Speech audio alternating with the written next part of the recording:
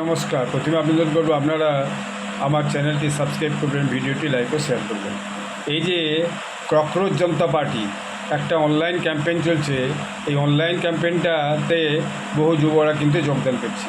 আমি বিভিন্ন ভিডিও এবং সংবাদ দেখেছি এবং সেখানে বেশ কিছু কমেন্টস আমি পড়ে দেখেছি।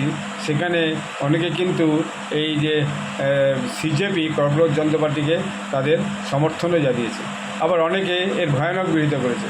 কেউ বলেছে এটা বাংলাদেশ নয়, এটা ভারতবর্ষ। কেউ বলেছে এই ককরোচ জনতা পার্টির যে সমর্থক বলা হচ্ছে, অর্থাৎ যারা এই অনলাইন ক্যাম্পেইনে ফলোয়ার্স হয়েছে, তাদের 92% হচ্ছে বিদেশি ফলোয়ার্স, আর 9% ভারতের, যার মধ্যে 8% হচ্ছে মুসলিম সমাজের, আর বাকি 2% হচ্ছে হিন্দু সমাজের। ফলে এটা কোনো যুবকদের কোনো আন্দোলন নয়, এটা একেবারেই একটা বিপদগামী আন্দোলন। কেউ বলছে না এটা তরুণদের কোনো বিপ্লব নয়, বরং ভার্চুয়াল বিরোধী প্ল্যাটফর্ম বলা যেতে পারে। এর পক্ষে কখনোই বাস্তবে জমি নিয়ে আসা সম্ভব নয়। নিরাপদ দূরত্ব থেকে চিৎকার করা অত সহজ, মাটিতে নেমে কিছুই করা যাবে না। কেউ বলছে এই যে ককরোচ জনতা পার্টি এটা একটা কনস্পিরেসি, যেটা আমেরিকা থেকে চালু হয়েছে। এই ফরেন এজেন্টসরা এটাকে কিন্তু পরিচালিত করছে লুকিয়ে লুকিয়ে, এবং একজন ভারতীয় যুবক সে আমেরিকার বস্টনে থেকে এটাকে পরিচালনা করছে। এবং এর পিছনে ভারতের কিছু বিচ্ছিন্নবাদী শক্তি এবং কিছু পার্টির নেতা, বিরোধী দলের নেতারা, বিরোধী পার্টিগুলো তারা এটাকে সমর্থন করছে। কেউ বলছে সরকারকে এর জন্য সচেতন হতে হবে।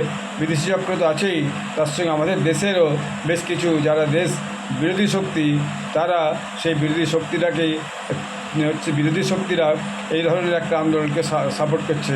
তারা ভাবছে যে এইভাবে দেশের যুবকদিকে খেপিয়ে দিয়ে একটা আগামী দিনে কিছু একটা বড় পরিবর্তন বা বৈপ্লবিক কিছু করা যাবে।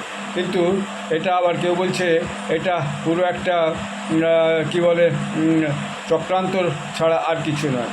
এখন এটা ছোট যদিও, তবে একে ছোট বলে দেখা ঠিক নয়।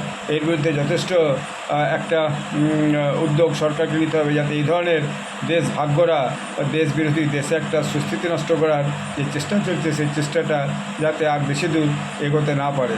এই যে বিদেশি মুদ্রায় চলা পার্টি দেশের ক্ষতি করা ছাড়া যাদের আর কোনো কাজ নেই, এদের সম্পর্কে খুব সচেতন রাখতে হবে। আমি এই সমস্ত বিভিন্ন কমেন্টগুলো আপনাদেরকে আমি বলছি আর কি। অতএব এই ব্যাপারে কিন্তু সবাইকে খুবই সতর্ক থাকতে হবে। সিজেপিকে কঠোরভাবে দমন করা উচিত কারো বক্তব্য। যে যুবক বা যুবতীরা সদস্য হবে ও সরকারকে প্রশ্ন করবে, বিপদে ফেলার চেষ্টা করবে, তাদের বিরুদ্ধে পুলিশকে খুব কড়া পদক্ষেপ নেওয়া উচিত। একথাও কেউ বলছে। আজকের দিনে তো সোশ্যাল মিডিয়া খুব গুরুত্বপূর্ণ, এবং এখানে কমেন্টসগুলো যারা করছে সেটা অত্যন্ত গুরুত্বপূর্ণ। ধন্যবাদ।